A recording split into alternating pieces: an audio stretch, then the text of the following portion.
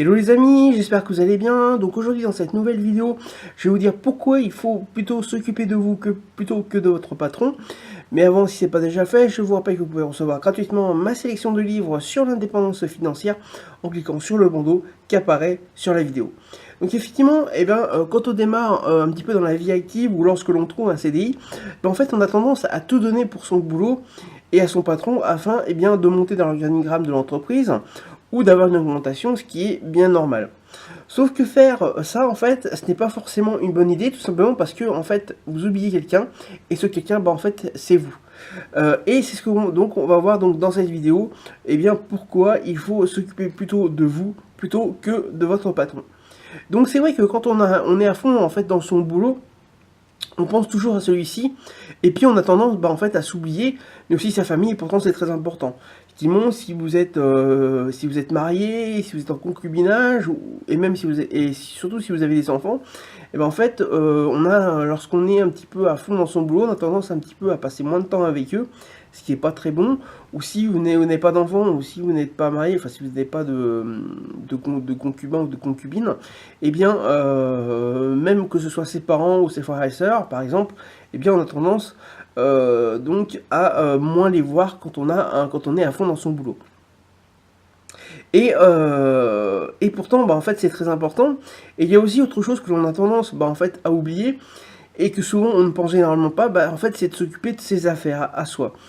Quand je parle de s'occuper de ses affaires, je pense évidemment donc à ses investissements, à ses investissements donc financiers à soi, que ce soit boursier, investissement immobilier, entrepreneurial, ou quel que soit en fait les investissements d'ailleurs, il faut s'en occuper si on veut gagner de l'argent avec. Parce que forcément, si on s'en occupe pas, ça périclite et ça gagne pas d'argent, ou ça en gagne plus du tout, ou très peu, et alors que ça pourrait en gagner beaucoup plus, faire nos affaires tout simplement. Alors bien sûr, si vous n'avez pas encore fait d'investissement, il est temps de vous y mettre, même quel que soit votre âge. Si vous ne savez pas dans quoi investir, je vous avais fait une vidéo sur les actifs à acquérir que vous pourrez retrouver donc sur le bandeau qui apparaît donc sur la vidéo. Mais surtout, il faut s'en occuper, car si vous y investissez mais que vous ne vous en occupez pas un minimum, il risque pourtant de ne pas vous rapporter donc autant qu'il le devrait, au pire vous faire perdre de l'argent, ce que je disais tout à l'heure. Et faire perdre de l'argent, c'est un gros problème quand on investit, parce que forcément on investit de l'argent, on dépense de l'argent quand on investit, et on espère que cet argent va nous revenir plus X% en même temps, en plus, et forcément, si on perd de l'argent avec, ça ne sert à rien, et pourtant, si on s'occupait peut-être mieux, on pourrait en gagner.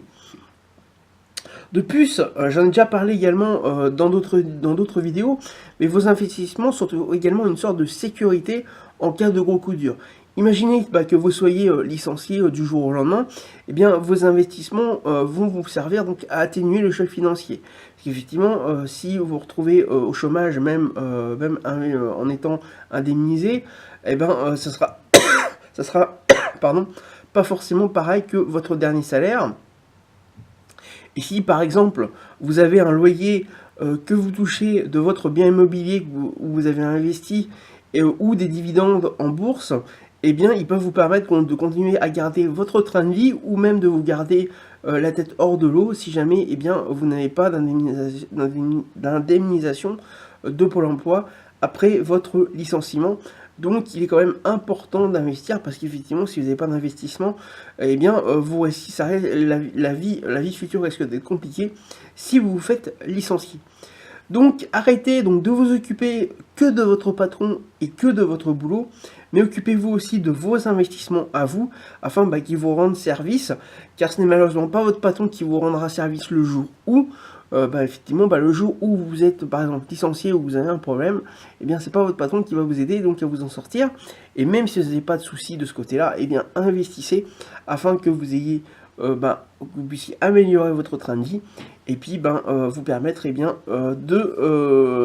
d'avancer encore plus dans votre vie.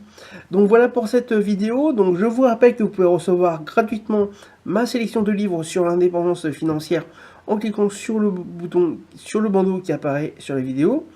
Également, n'hésitez pas donc à vous abonner à la chaîne YouTube en cliquant sur le bouton, en cliquant sur le bouton s'abonner qui vient sur la vidéo. Également, n'hésitez pas donc à me laisser un commentaire pour savoir si effectivement vous vous occupez plutôt de votre patron plutôt que de vous, ou l'inverse. Si vous avez déjà donc des investissements qui vous permettra, le cas où, eh bien, d'amortir un choc financier en cas de coup dur.